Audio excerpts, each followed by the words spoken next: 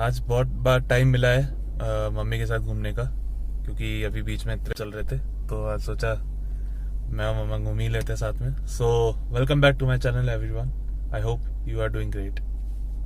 And तो कुछ ऐसे ही था कि अभी हम लोग कहीं घूमने जा रहे थे, बट उससे पहले हम लोग जा रहे हैं कहाँ पे, डर्मा प्योरीफाई, इनको डर्मा प्योरिटीज है, और इनको कुछ क्या करवाना था, उनको फेस का है ना, मुझे फेशियल ट्रीटमेंट करवाना था। फेस ट्रीटमेंट होगा ना, फेशियल ट्रीटमेंट, तो उनको फेस ट्रीटमेंट कराना था। तो अभी हम पहले जा रहे हैं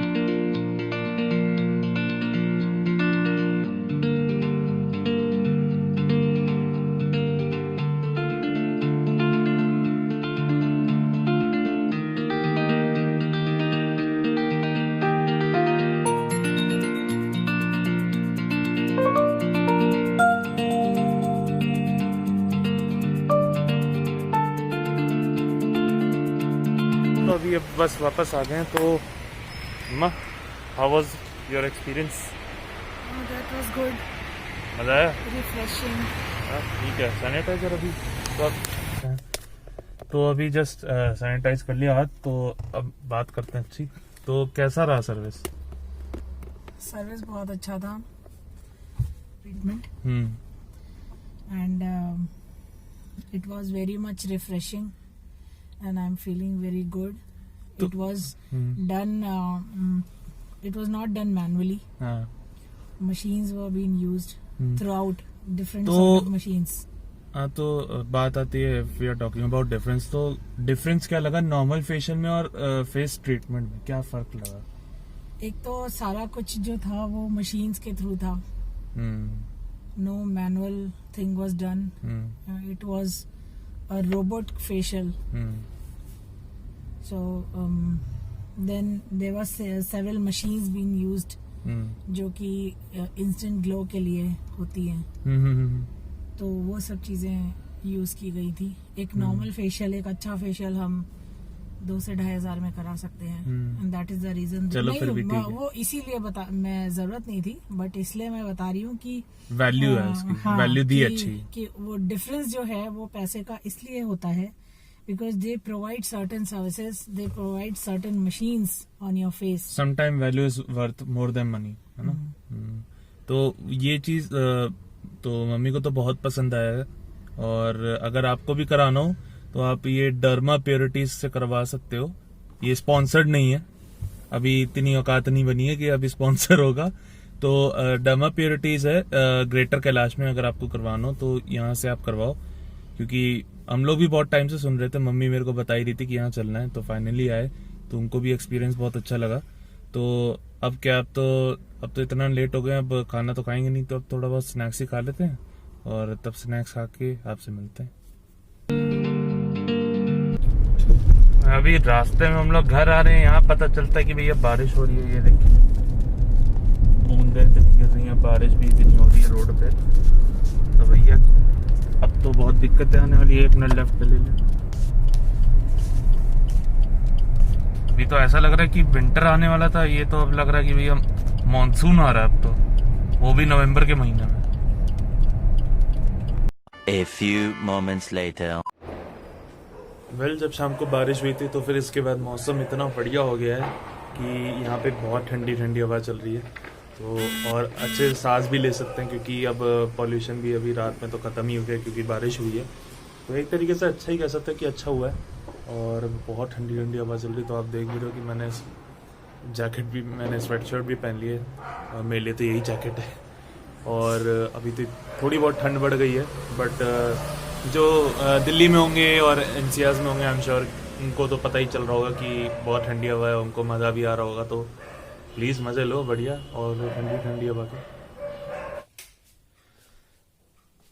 वेल, चाह तो रहा था कि आज अच्छा खासा व्लॉग बनेगा और अच्छा कंटेंट बनेगा, बट अब क्या करें, कंटेंट भी इतना वो बन ही नहीं पाया आज, क्योंकि आज आधे से ज़्यादा टाइम तो बिजी था, और अभी तो मम्मी के साथ भी था, तो वहाँ पे ही था जो डर्मा प्योरिटी है, तो वहाँ पे था मम्मी का वो फेस ट्रीटमेंट हो रहा था, तो आधे से ज़्यादा टाइम तो वहीं निकल गया।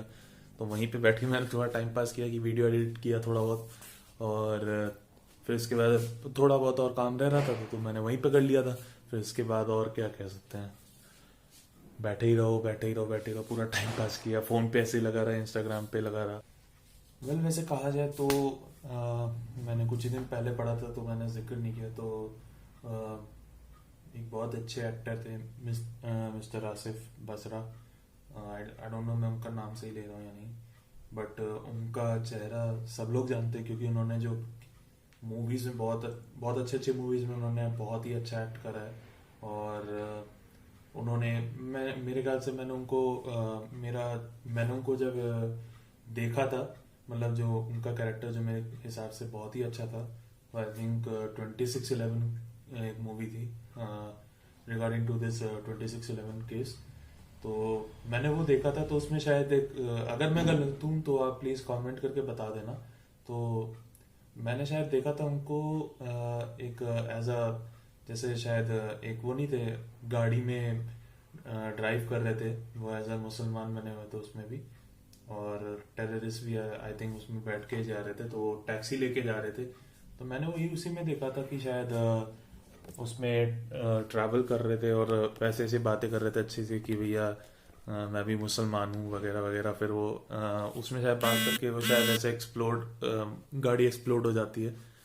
आई थिंक सो मैंने शायद उनको वहीं देखा है या फिर मैं कंफ्यूज हूँ, बट अगर गलत होगा तो प्लीज मेरे को कमेंट करके बताना, क्योंकि मूवीज इतना ज्यादा देखता नहीं हूँ, बट कभी कभार मुझे जब पता चलता है कि ऐसे अच्छे एक्टर्स और दिग्गज एक्टर्स की उनकी डेथ हो जाती है और ये सब सुनने को आता है, तो एक वो मूड डाउन सा हो जाता है, क्योंकि बॉलीवुड में ऐसे एक्टर्स बहुत कम देखने को मिलते हैं। तो जैसे यही हो गए, आसिफ बसरा हो गए, इरफान खान मेरी मम्मी की भी फेवरेट है, one of my favourite actors में से भी एक है इरफान खान। और सुशांत सिंह राजपूत बहुत बहुत पहले से मैं उनको फॉलो करता हुआ आ रहा था, क्योंकि मेरी मम्मी वो देखती थी पवित्र रिश्ता। अगर नहीं देखा किसी ने, तो अगर देखा भी होगा तो प्लीज कमेंट करके बताना कि तब से फॉलो कर रहे हो सुशांत सिंह को।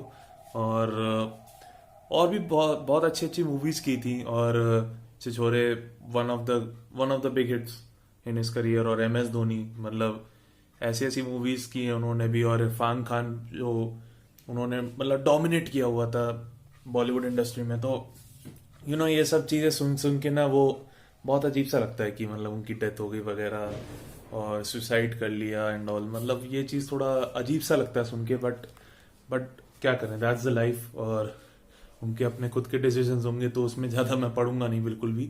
तो और वैसे कहा जाए तो और ऐसे एक्टर्स की ज्यादा जरूरत है जो बिल्कुल नीचे से ऊपर तक आए हैं। मैं नेपोटिज्म में नहीं पढ़ूंगा, क्योंकि नेपोटिज्म इज अ थिंग कि वो चलता ही रहेगा, वो कभी खत्म नहीं हो सकता।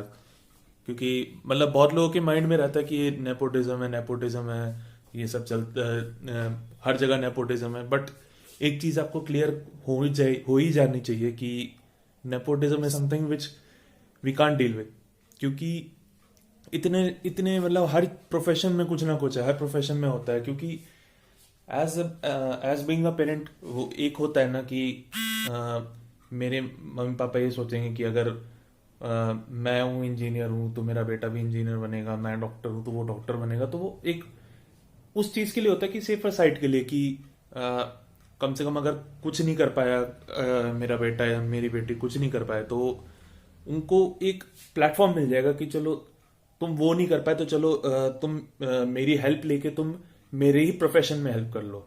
तो वो एक ऐसी चीज तो आती ही है।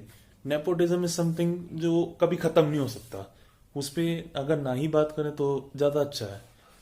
वैसे बात की जाए प्लान्स की, जो मेरे प्लान्स थे जो मैंने लास्ट व्लॉग में कहा था, तो वो प्लान हो रहा था, बट आज सुबह ही कहीं जाने का प्लान हो रहा था कहीं, बट वो ऑब्वियसली कैंसिल हो गया क्योंकि पापा की तबीयत अभी ठीक भी नहीं है। तो वो एक चीज बनता है कि हेल्थ कम्स फर्स्ट। तो वो अच्छा ही है कि अगर तबीयत मतलब अगर खराब है तो better to take some rest. तो आई थिंक वो डिसीजन अच्छा था, रेस्ट लिया।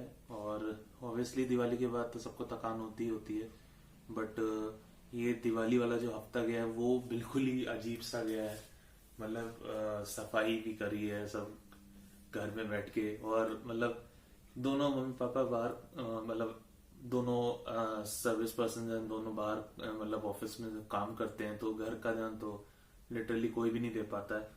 अब बात करो मेरी, मैं तो भैया कहीं कहीं का भी नहीं, मैं ध्यान भी नहीं दे पाता हूँ। मैं कहीं कुछ भी मतलब काम कराता हूँ तो हार्डली मैं कुछ करता हूँ, फिर उसके बाद फिर भूल जाता हूँ करना ही क्या होता है। तो अभी I think it's a good choice कि आज नहीं गए, बट जा कहाँ रहे हैं और कब जाएंगे अब, तो वो आपको बाद ही में पता चलेगा जब जाएंगे। तो गाइज अगर आज आपको ये व्लॉग पसंद आया आज का, आई नो कि इतना ज़्यादा कुछ देखने लायक था नहीं, बट फिर भी मैं जितना कर सका मैं करा, क्योंकि वो डेली वाला हमेशा मुझे तोड़ना नहीं है, वो ऐसे ही चलते रहना। तो बेटर है कि उसको कभी तोड़ो ही मत, इसको ऐसे कंटिन्यू करो, क्योंकि consistency it's better for me. क्योंकि कंसिस्टेंट रहूंगा तो चलता रहेगा, बीच में टूटेगा नहीं, कोई बोलेगा भी नहीं। बट आई नो कि ये मतलब थोड़ा व्लॉग ऐसा था कि जिसमें बात ही बात हुई है, कुछ ज्यादा किया नहीं है। वो इसलिए भी क्योंकि थके भी थे, मेन आज जाना भी था, बट पापा की भी तबीयत ठीक नहीं थी। तो वो चीज़ बेटर है कि उसको ज़्यादा रेस्ट ना लो और पहले रेस्ट कर लो, तो वो ज़्यादा बेटर रहेगा। तो गाइज अगर आपको ये आज का ब्लॉग पसंद आया हो तो प्लीज़ इसको लाइक करिए, इसको शेयर करिए, इसको सब्सक्राइब करिए, प्लीज़ प्लीज़ प्लीज़, ज़्यादा ज़रूरत है मुझे। और ज़्यादा से ज़्यादा शेयर करिए अपने दोस्तों के साथ, अपने फैमिली के साथ, अपने गर्लफ्रेंड बॉयफ्रेंड जिनके साथ भी आपको शेयर करना हो प्लीज़ करो। और आज के लिए बस इतना ही, और until then have a great day and have a great night. I will see you guys in the next time.